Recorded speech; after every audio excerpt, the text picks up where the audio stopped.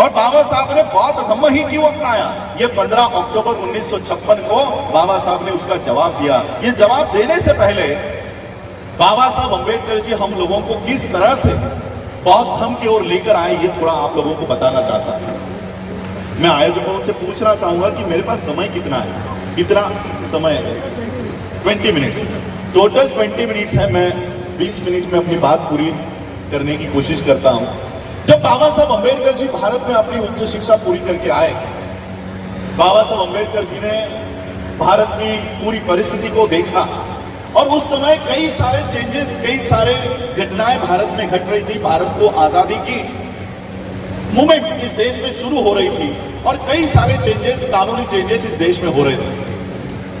बाबा साहब अंबेडकर जी ने 1923 में देखा कि बोरे कमीशन ने जितने भी पानी के तालाब है, पानी के कुएं हैं, वो सभी के लिए खुले किए हैं। कोई भी उन कुओं से पानी पी सकता है, उन तालाब से पानी पी सकता है।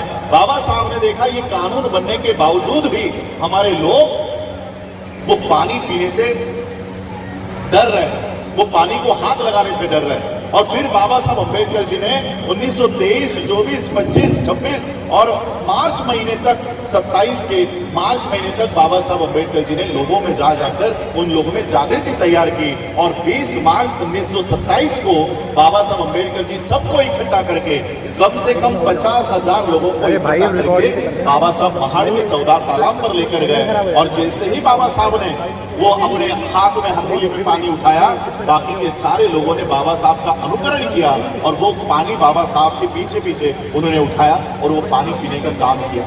हम लोगों को ये बताया जाता है कि बाबा साहब अंबेडकर जी ने पानी पीने का आंदोलन किया, लेकिन वही बाबा साहब अंबेडकर अपने किताबों में लिखता है कि मैंने कोई पानी पीने का आंदोलन नहीं किया, हमारा संघर्ष पानी पीने का नहीं था। तो बाबा साहब का संघर्ष किस लिए था?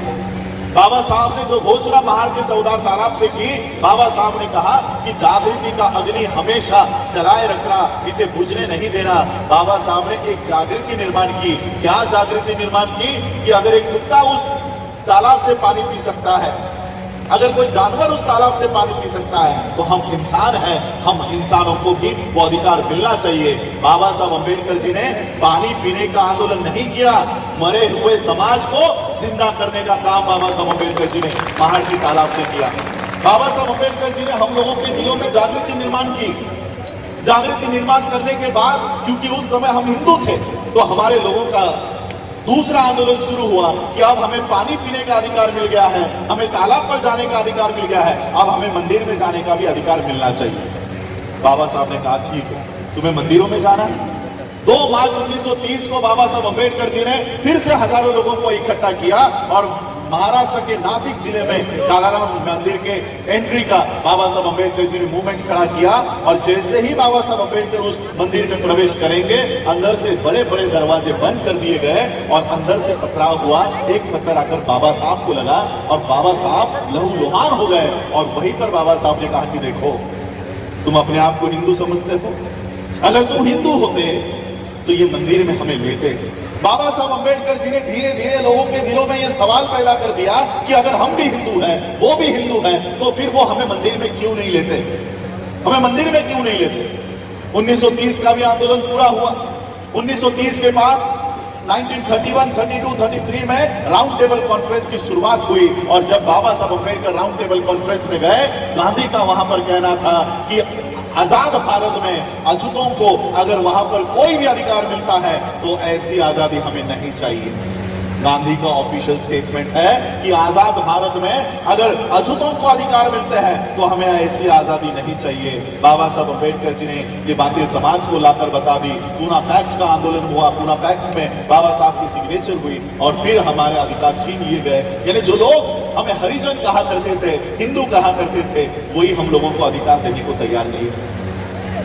और फिर इस देश का संविधान लिखने की जब तैयारी शुरू हुई, बाबा साहब अंबेडकर संविधान सभा में गए।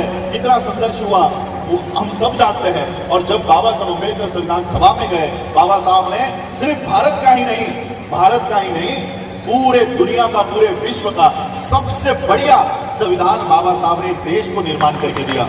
और मैं इसलिए नहीं कह रहा हूं कि मैं बाबा साहब का वंशज हूं या बाबा साहब के परिवार से हूं, ये बात वर्ल्ड के लोग एक्सेप्ट करते हैं। इससे पहले यूनाइटेड स्टेट्स के जो प्रेसिडेंट हुआ करते थे, उन्होंने बाबा साहब अंबेडकर जी के संविधान के बारे में कहा कि बाबा साहब अंबेडकर अगर हमारे देश में पैदा होते तो हम सूरज का नाम बदलकर उसे अंबेडकर कर देते।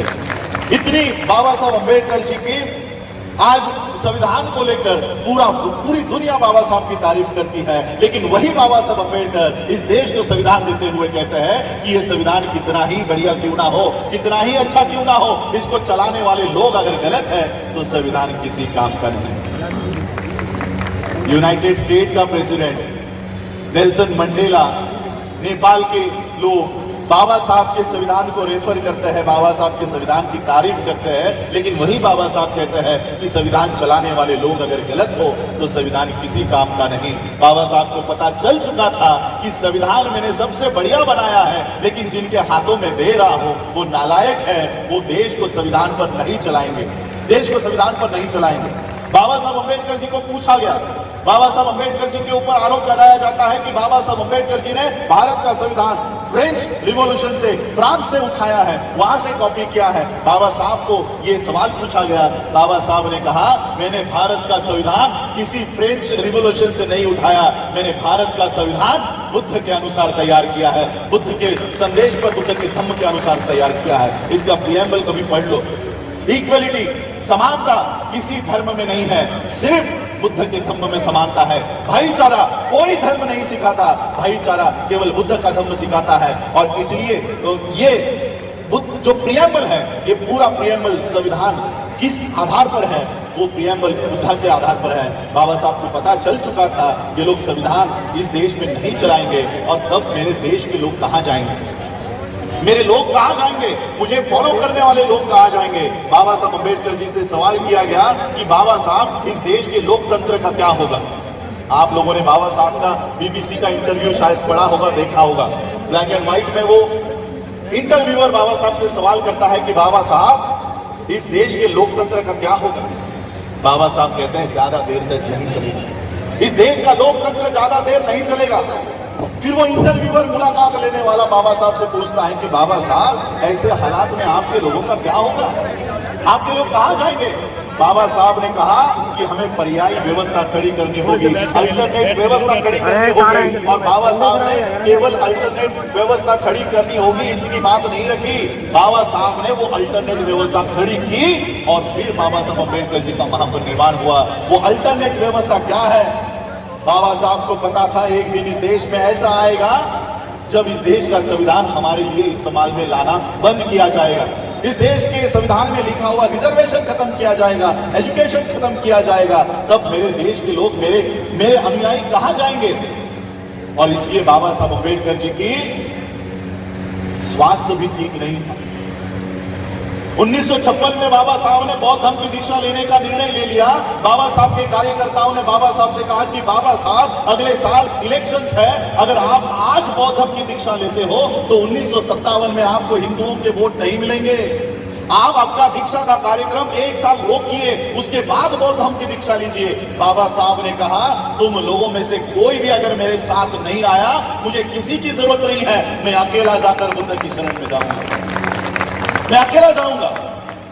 और फिर बाबा साहब अम्बेडकर जी ने अशोका विजयादशमी 14 अक्टूबर 1956 को बौद्ध धर्म की दीक्षा ली। उस दीक्षा के पीछे एक संदेश है कि इस देश का संविधान अगर आपके मदद के लिए, आपके सहायता के लिए इस्तेमाल में नहीं लाया जाता तो ये बुद्ध आपकी रक्षा करेगा, ये बुद्ध आपके पीछे खड़ा हो जाएगा, डट कर खड़ा होगा। हम आज भी बाबा साहब के आदेश पर और संदेश को हम जान नहीं पाए हैं। आज भी जैसे हमारे भंडारी साहब ने कहा, हमारे बुद्धिस्ट सोसाइटी ऑफ इंडिया के दिल्ली स्टेट प्रेसिडेंट है, हमारे लोगों की चिंता क्या है, बौद्ध धर्म अपना लिया तो हमारा रिजर्वेशन चला जाएगा, हमें रिजर्वेशन नहीं मिलेगा। इस डर से हमारे लोग बुद्धिज्म की ओर नहीं जा रहे हैं। आज मैं श्रामणेर बना हूं, मैं इसलिए बना हूं क्योंकि आज से 1 महीना मैं वर्ल्ड टूर पर हूं। कल मैं ऑस्ट्रेलिया जाऊंगा, ऑस्ट्रेलिया से वहां के बहुत जितने भी ऑर्गेनाइजेशंस हैं वहां पर मेरी सारी सभाएं लगी हुए, कॉन्फ्रेंसेस लगे हुए। और उसके बाद 18 तारीख को मैं वर्ल्ड फेलोशिप ऑफ बुद्धिस्ट के मंच पर जाऊंगा, जहां पर 128 देशों के बुद्धिस्ट रिप्रेजेंटेटिव्स आते हैं।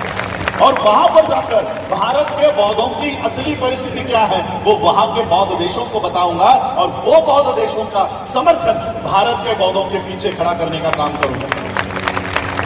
ये मार्ग बाबा साहब ने हमें बताया। जब बाबा साहब अंबेडकर जी ने बौद्ध धर्म की दीक्षा ली तब बाबा साहब ने कहा कि अब घर में बहुत हो गया, अब घर में बहुत हो गया, भारत में बहुत हो गया, अब भारत के बाहर जाकर दिखाओ और वहां से अपने अधिकार प्राप्त करो। बाबा साहब हमको इस वर्ल्ड से जोड़ कर गए, विश्व से, बौद्ध विश्व से जोड़ कर गए, लेकिन हम वहां पर जाने के लिए तैयार नहीं।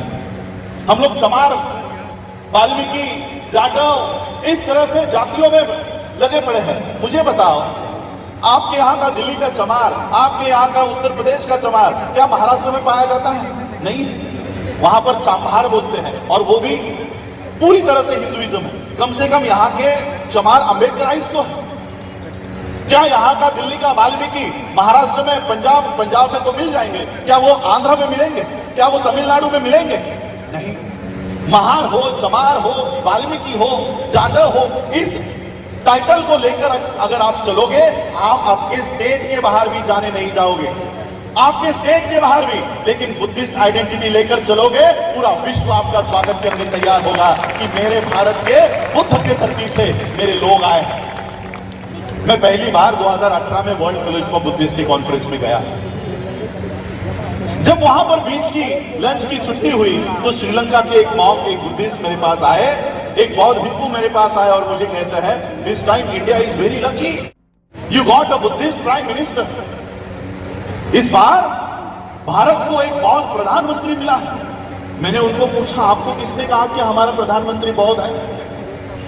वो कहते हैं, वो हमारे देश में आते हैं तो बुद्धा की मूर्तियां लेकर आते हैं, बुद्ध विहार में जाते हैं, क्या वो बौद्ध नहीं है? आज विश्व में इस देश के प्रधानमंत्री की आइडेंटिटी, इस देश के प्रधानमंत्री की पहचान बुद्धिस्ट है। जहां से बाबा साहब अंबेडकर जी ने बौद्ध धर्म की दीक्षा आज के दिन ली, वहां पर हमको पैर रखने की अनुमति नहीं है, लेकिन वहां से नरेंद्र मोदी स्पीच करेगा, वहां से नितिन गडकरी स्पीच कर रहा है, वहां से देवेंद्र फडणवीस महाराष्ट्र का पेशवा ब्राह्मण वहां से स्पीच करेगा और वर्ल्ड को क्या बताएगा कि हम ही अंबेडकराइट बुद्धिस्ट हैं, हम ही बुद्धिस्ट हैं। इस तरह का घुसपैठ आज इस धम्म में चल रहा है, इस तरह की घुसपैठ चल रही है। क्यों? क्योंकि जिनका वो धम्म है वो उस धम्म की ओर देख नहीं रहे हैं और इन लोग, ये जो लोग हैं, इनका झूठा वो हमारे हाथ में दे रहे हैं और हमारी सोने की थाली वो चुरा कर लेकर जा रहे हैं। हम उनके झूठे 33 करोड़ देवी देवताओं के चक्कर में पड़े हुए हैं और वो हमारा सोने का बुद्ध उठाकर घूम रहे हैं।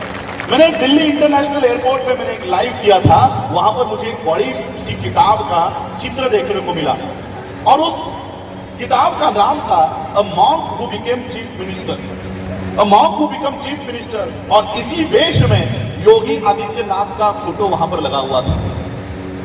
यानी ये विदेशों में क्या प्रचार करते हैं कि उत्तर प्रदेश का चीफ मिनिस्टर ये बौद्ध भिक्षु है, इस देश का प्रधानमंत्री एक बौद्ध प्रधानमंत्री है।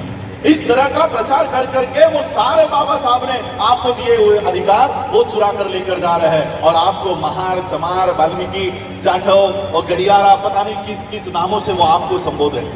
और इसलिए हम लोगों को बाबा साहब अंबेडकर जी ने जो बौद्ध धर्म के मार्ग पर हम लोगों को चलना सिखाया, उसके ऊपर जाना हम लोगों को चलना, उसके ऊपर जाना सीखना चाहिए। बाबा साहब अंबेडकर जी ने हम लोगों को उस समय कहा कि ये रिजर्वेशन के लिए अगर आप लोग बौद्ध धर्म की ओर आने से बच रहे हो, बाबा साहब अंबेडकर जी ने कहा कि ये रिजर्वेशन मैंने ही आप लोगों को दिया है, मैंने आप लोगों को दिया है और ये मत समझो कि बौद्ध होने के बाद आपके अधिकार चले जाएंगे। बाबा साहब ने कहा आप बौद्ध बिंदास्त बौद्ध बन जाओ, आपके सारे अधिकार मेरे कोर्ट के खिस्से में सुरक्षित है। बाबा साहब ने हमारा वो प्रावधान कर रखा है।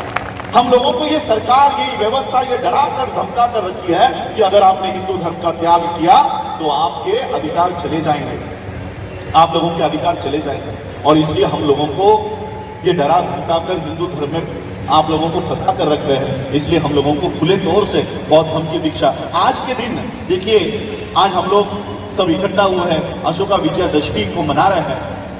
हम लोगों को बाबा साहब अंबेडकर जी, हम सभी लोग बाबा साहब अंबेडकर जी के अनुयायी हैं। जो काम हमारे महापुरुषों ने किया उसका अनुकरण हमें करना चाहिए।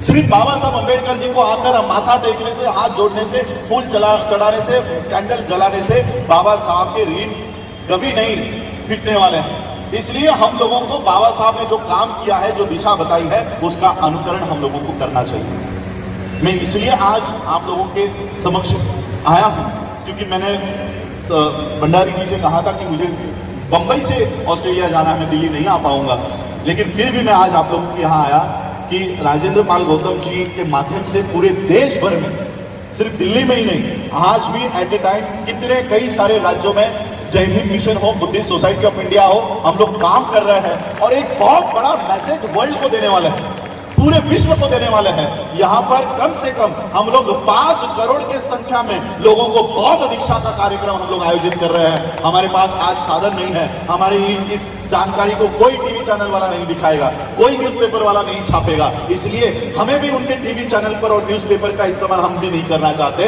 जिस तरह से तथागत बुद्ध ने काम किया, 2 पैरों के बलबूते पर, एक गले के बलबूते पर उन्होंने उनका धम्म, उनका संदेश पूरे विश्व में पहुंचाया।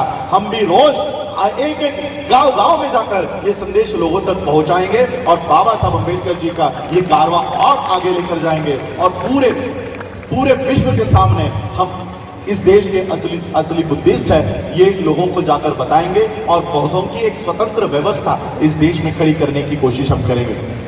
देखिए, ये जो पीछे इमारत खड़ी है, ये भी बाबा साहब ने उस समय बनाई 1946 में। हमारे सर यहाँ पर बैठे हुए हैं, कुमार सेठ बौद्ध जी यहाँ पर बैठे हुए, वो इस व्यवस्था को पूरा देखते हैं। उस समय बाबा साहब ने ये नींव रखी है और इसलिए आज हम लोगों को बुद्धिस्ट नींव रखनी होगी। हमारे खुद के एजुकेशन सिस्टम, हमारी खुद की बैंकिंग सिस्टम, हमारी खुद के हेल्थ सिस्टम, इसके ऊपर हमको काम करना है। हम बौद्धों के लिए आज मैं श्रामणेर इसलिए बना हूँ क्योंकि श्रामणेर अवस्था में ही मैं वर्ल्ड के बुद्धिस्टों को जाकर बताऊंगा कि भारत में बौद्धिज्म को अगर रिवाइव करना है, सर्वाइव करना है, तो हमें ये सारी व्यवस्था भारत में खड़ी करनी होगी। आज जो लोग बौद्ध धर्म में घुस पड़े हैं, नरेंद्र मोदी हो, योगी हो, जो बुद्धिज्म के नाम पर सारा फंड वो ब्राह्मणी व्यवस्था को डाइवर्ट करते हैं, उन लोगों को खुला करने का काम, उन लोगों का षड्यंत्र खुला करने का काम मैं वर्ल्ड के माध्यम से वहां पर कर रहा हूं और भारत के असली बौद्धों का वहां पर सब लोग हम वहां पर पहचान बनाने का काम कर रहे हैं। तो आप सभी लोगों का स्वागत है। आज आप लोग बौद्ध धर्म की दीक्षा यहाँ पर दीजिए और अपने आप को ऑफिशियली बुद्धिस्ट डिक्लेयर कीजिए। आपका कोई रिजर्वेशन नहीं जाएगा। और रिजर्वेशन के बारे में भी मैं बताना चाहता हूँ, निर्मला सीतारमण का नाम आपने सुना है, इस देश की फाइनेंस मिनिस्टर है। उसने एक 1.5 साल पहले अनाउंस कर दिया है कि देश के सारे पब्लिक सेक्टर हम बेचने वाले हैं, 2 साल में बेचने वाले हैं। एयर इंडिया बेच ली, कई सारे बैंक बेच दिए हैं, कई सारे बैंक खत्म हो गए हैं। अब कई सारे जितने भी पब्लिक सेक्टर है, रेलवे बेच रहे हैं। जहां पर हमारी नौकरियां हैं वहां की सारी व्यवस्था ये बेच रहे हैं। संसद में ये सवाल उठा कि आप सब पब्लिक सेक्टर बेचने वाले हो तो रिजर्वेशन प्राइवेट सेक्टर में मिलेगा या नहीं। संसद ने क्लियर किया कि प्राइवेट सेक्टर में रिजर्वेशन नहीं मिलेगा, यानी पब्लिक सेक्टर खत्म, प्राइवेट सेक्टर में रिजर्वेशन नहीं। अब जिस रिजर्वेशन के लिए आप जातियों को छोड़ने को तैयार नहीं थे, अब वो नौकरियां ही नहीं बची। अब आपके पास कोई दूसरा मार्ग नहीं है जातिगत आरक्षण लेने के बजाय बौद्ध धर्म के माध्यम से अल्पसंख्यकों के लिए जो आरक्षण है वहां पर आप लोग आइए और गर्व से अपने आप को बुद्धिस्ट कहकर वो अधिकार आपके प्राप्त कीजिए। इतना बड़ा अधिकार बाबा साहब हमको देकर गए, उस मार्ग पर हम लोगों को चलना चाहिए। और इसलिए बाबा साहब ने हमें 128 देशों से जोड़ रखा है। एक दिन इस देश में ऐसा आएगा कि राजस्थान हो, हरियाणा हो, उत्तर प्रदेश हो, दिल्ली हो, हमारे किसी भी मनीषा के ऊपर, हमारे किसी भी बच्चे के ऊपर अगर अन्याय हो, अत्याचार हो, तो इस देश का प्रधानमंत्री नहीं, किसी स्टेट का मुख्यमंत्री नहीं, किसी स्टेट का, किसी डिस्ट्रिक्ट का कलेक्टर नहीं, इस देश, इस विश्व के सारे बौद्ध देश हमारे लिए आवाज उठाएंगे। ऐसी नौबत इस देश में हम लोग लाकर हम वो चित्र यहाँ पर पहुंचा। आज इस धम्म दीक्षा के समारोह में आप सभी लोगों का स्वागत है। बाबा साहब ने उस दीक्षा समारोह में, दीक्षा होने के बाद बाबा साहब ने एक बात कही थी। बाबा साहब ने कहा, आज बाबा साहब ने मराठी में कहा था कि आज माझी नरकातून सुटका झाली, यानी आज मैं नरक से बाहर आया, ऐसे मुझे लग रहा है। बाबा साहब ने जब बौद्ध धर्म की दीक्षा ली तो बाबा साहब ने ये उद्गार निकाले कि आज मैं नरक को छोड़कर बाहर आ रहा हूं। हिंदू धर्म या ब्राह्मण धर्म ये नरक के समान है। नरक की कॉन्सेप्ट बुद्धिज्म में नहीं होती, स्वर्ग की कॉन्सेप्ट नहीं होती, लेकिन अगर नरक कहीं होता, कैसे होता, तो वो ब्राह्मण धर्म के समान होता। तो इस तरह से बाबा साहब ने विधान किया। मैं भी आप लोगों को, जो ब्राह्मण धर्म में आप लोग पड़े हो, उस नरक से बाहर आकर ये बौद्ध धर्म में आप लोग शामिल हो जाओ, इसलिए